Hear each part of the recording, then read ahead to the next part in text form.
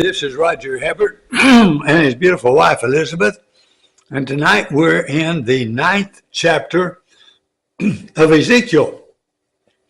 Now you know that Ezekiel is prophesying over there in Babylonian captivity while Jeremiah was prophesying in Jerusalem. Now I want you to understand one thing. Jesus is the very image of the invisible God. God does not kill people. He wants them to live. He wants them to be healthy. He made it where they are healthy, where they can have a great, wonderful life. And he goes in Genesis 28 chapter, just read it, of the blessings that God will pour out. But he also gives you a choice if you don't do his commandments and obedience. And really it's just common sense. If you do the works of the flesh, which is murder, idolatry, fornication, adultery, all those things, if you do those things, you're going to reap the rewards of hell.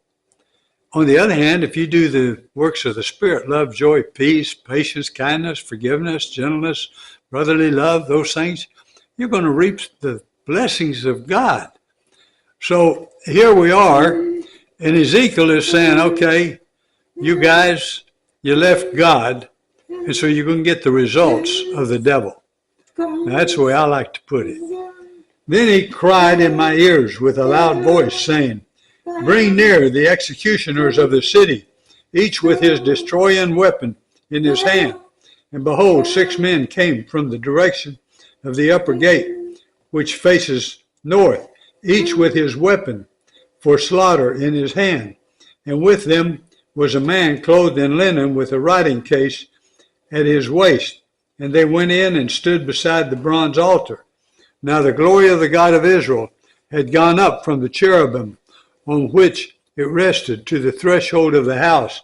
And he called to the man clothed in linen who had the writing case at his waist. And the Lord said to him, pass through the city, through Jerusalem, and put a mark on the foreheads of the men who sigh and groan over all the abominations that are committed in it. And to the others he said in my hearing, pass through the city after him and strike.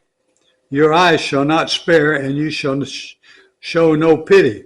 Kill old men outright, young men and maidens, the little children and women, but touch no one on whom is the mark, and began at my sanctuary. So they began with the elders who were before the house. Then he said to them, defile the house and fill the courts with the slain.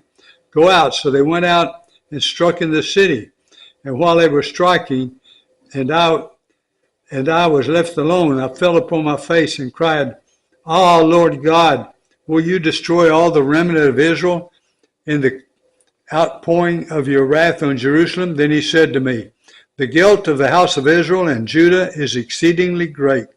The land is full of blood, and the city full of injustice. For they say the Lord has forsaken the land, and the Lord does not see. As for me, my eye will not spare, nor will I have pity. I will bring their deeds upon their heads. And behold, the man clothed in linen, with the writing case at his waist, brought back word, saying, I have done as you commanded. Now we're going to go to Luke